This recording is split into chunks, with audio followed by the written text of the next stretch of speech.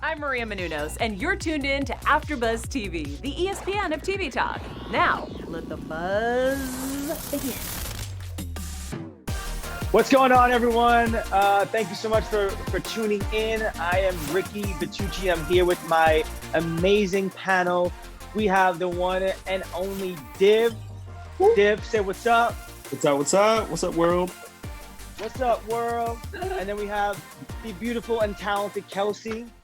Kelsey, say what's up. Hey. And we are speaking about, I am not okay with this, because you want to know what? At this point, I'm not okay with it. There's some crazy stuff that's happening. I'm like, wow, this is a pretty cool show with some pretty cool topics and things that are happening. So yeah, I would like to get the both of you your opinions on episode number 2.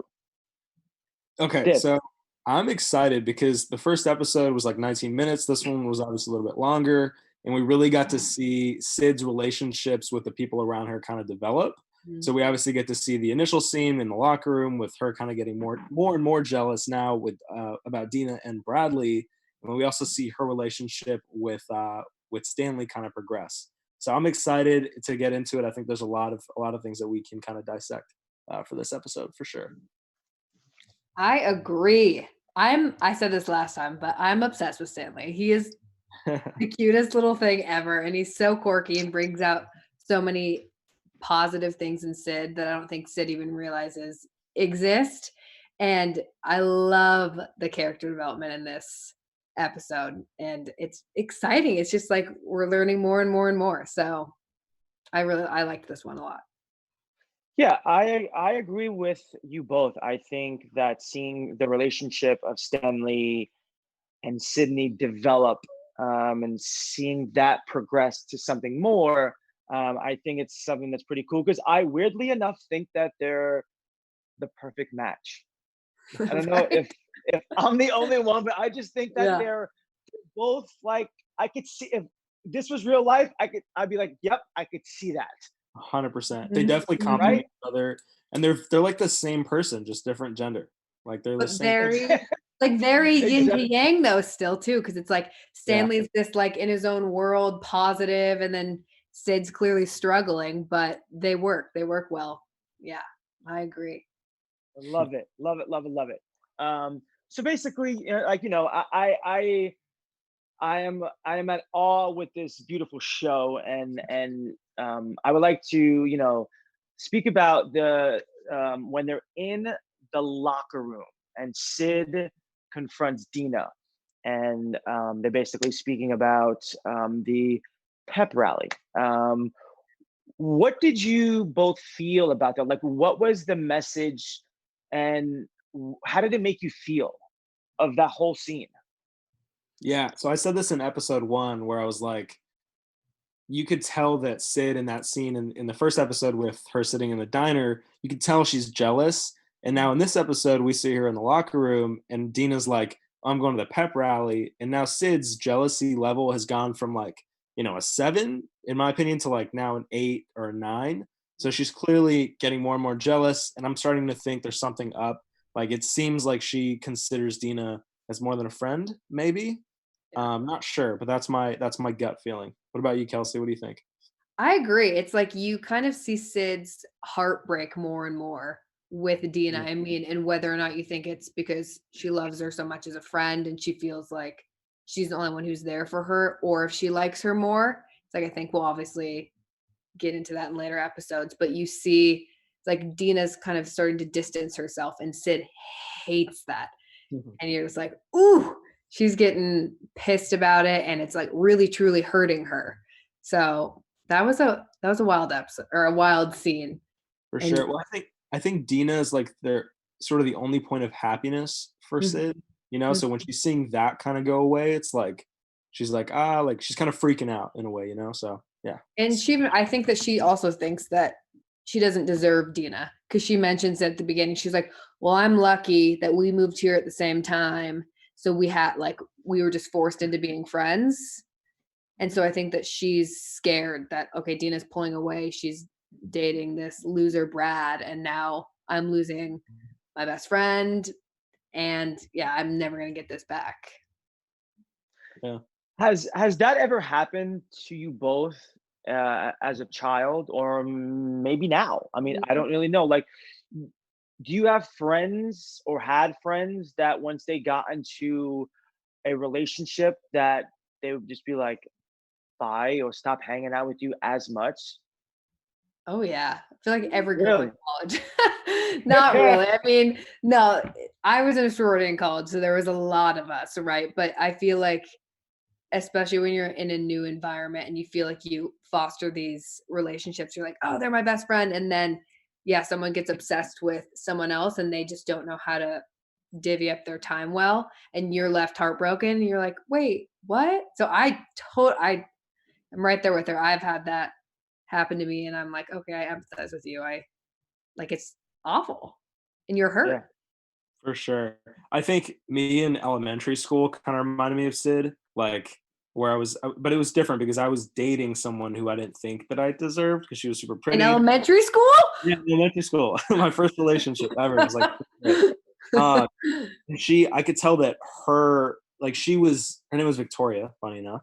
But she was like distancing herself from me because she found these other cool friends that she wanted to hang out with. So I empathize with Sid too. I feel bad for her almost.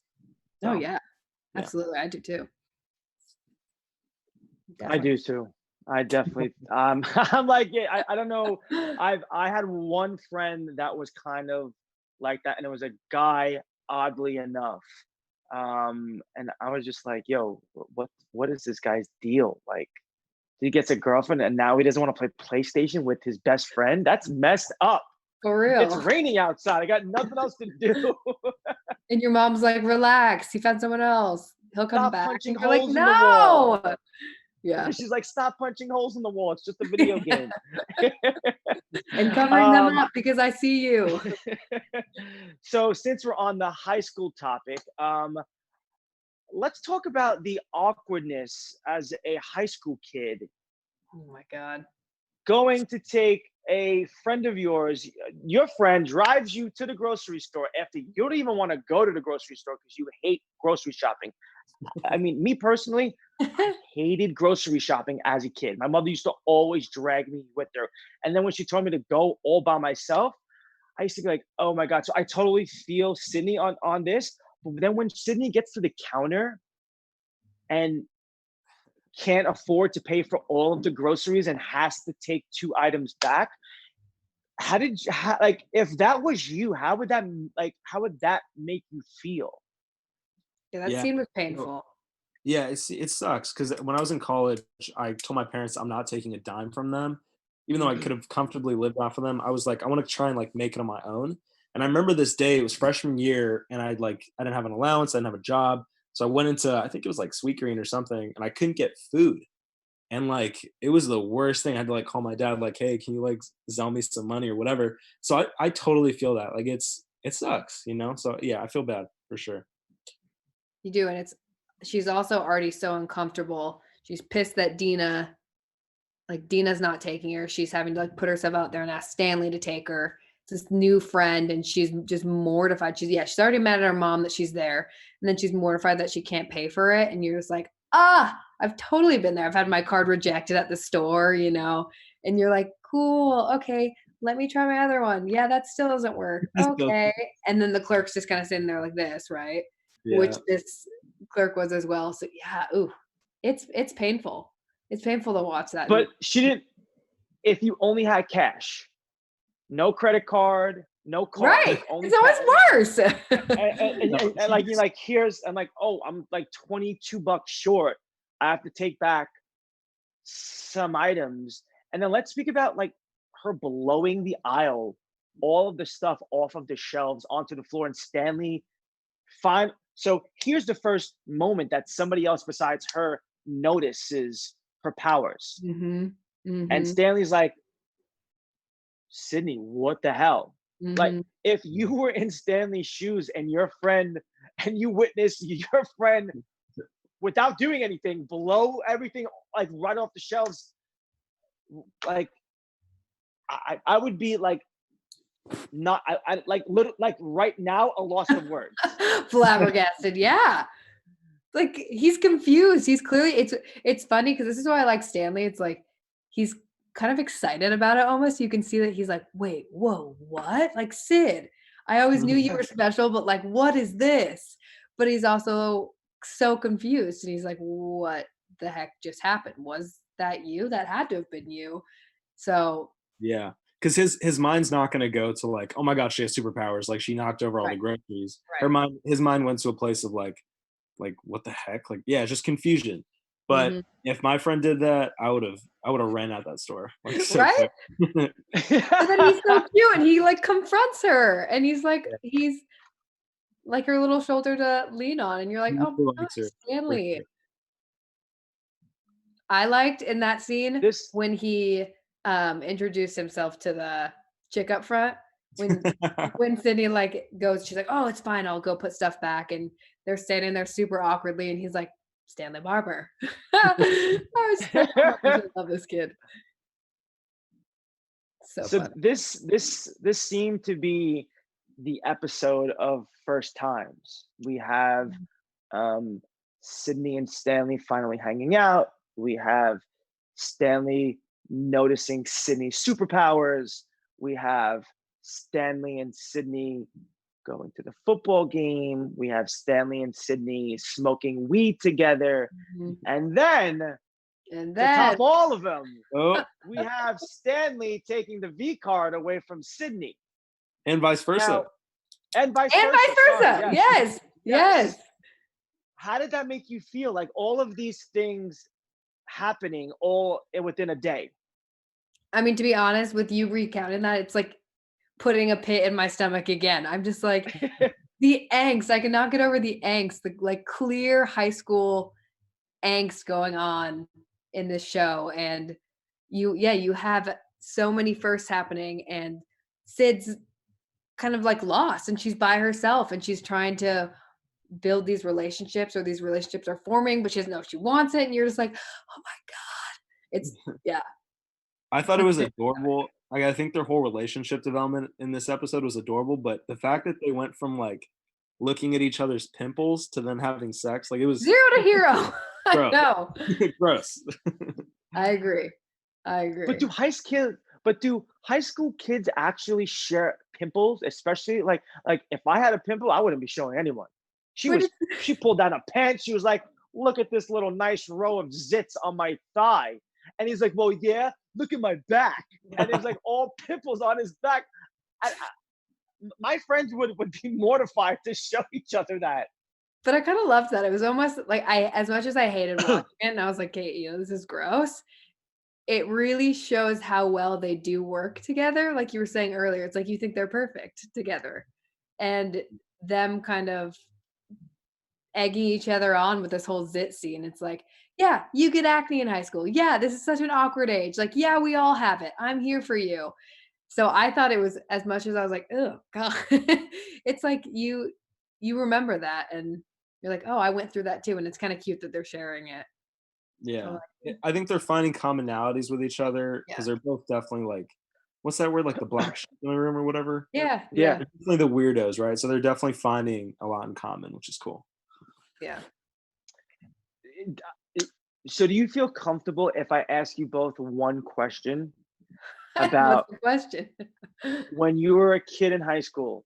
If Mm. you could tell me one awkward, uncomfortable moment that happened to you both, that really like stands out. That's monumental. Mm. Ooh, I have a good one. I Go for it. transferred schools in 9th grade, and it Ooh. was the worst because I did 3 years of middle school, and then 9th grade I had to go to junior high. And kids are freaking brutal at that age, right? It's like all of them think they're the top dogs. And I remember transferring, and my flippin' dad at the time had a Mini Coupe with British flags on the mirrors. So I like already Uh-huh. was pissed. I didn't want to be there. No one talked to me. Everyone was rude. And I remember the kid, he was like, his name was Nick. I forget his last name, but his Nick Wetzel. So I think that was his name.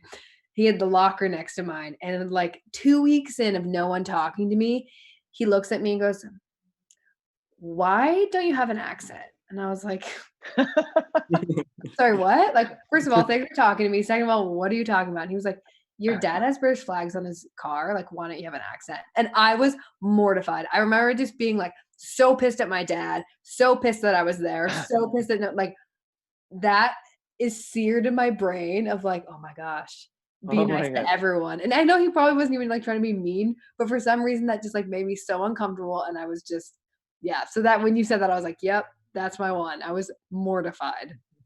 Millions of kids would take your bad scene and would take that 1,000 times a day. I know. I'm sure that there's been some like, That's the that's first not thing even that that came bad. out to me. It was like all these, oh, it was the worst year. And then I remember going to 10th grade and being like, all right, screw all you guys. I feel like mine was 10 times worse, honestly, Kelsey. Okay. So, Okay.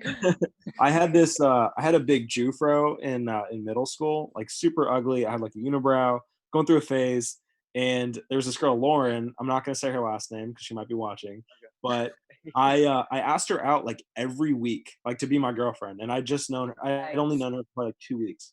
I was like, hey, you want to be my girlfriend? You want to be my girlfriend? And she kept saying no. And then eventually, like 2 months later, she finally was just like, oh my God, fine, like I'll be your girlfriend. And the whole school knew about it. They saw us like at the school dance and all this stuff. And then like within 4 days, she had broken up with me. So I went from like trying so hard to get the girl of my dreams, Oh hitting her, God. and then losing her in like 4 days. It was terrible. Kids are brutal. That's all I have to say. Kids are brutal. But why is that? Why are kids so brutal in like high school? I don't understand. Is it just puberty? I think it's puberty. I think that everyone feels uncomfortable, so they feel like they have to project Yeah. and they don't know. It's like it comes out in different ways. But oh my God. I mean, I think it's rare that you find someone, they're like, I loved middle school or I loved high school. Like I liked it, but it's hard. It's a hard age. You're, yeah, starting your puberty, you're angsty, you don't know what's happening with your body, with your mind. You're like, what's going on? But it's also like the best part of life. Like if I look So back, true. you learn so much about yourself in that time too. It's like, I don't know. I wish I I could could go not back. imagine. No, me too. I could not imagine being a kid now with all their social media and crap. I'm like, Oh, mm-mm, yeah, it's tough. mm-mm. Crazy. Yeah, it's Makes for it 10 sure times tough. worse. So I want to just send a message out to all of our viewers out there. I just want to say thank you so much through all these hard times that we're all having to go through now. We're sharing these beautiful moments.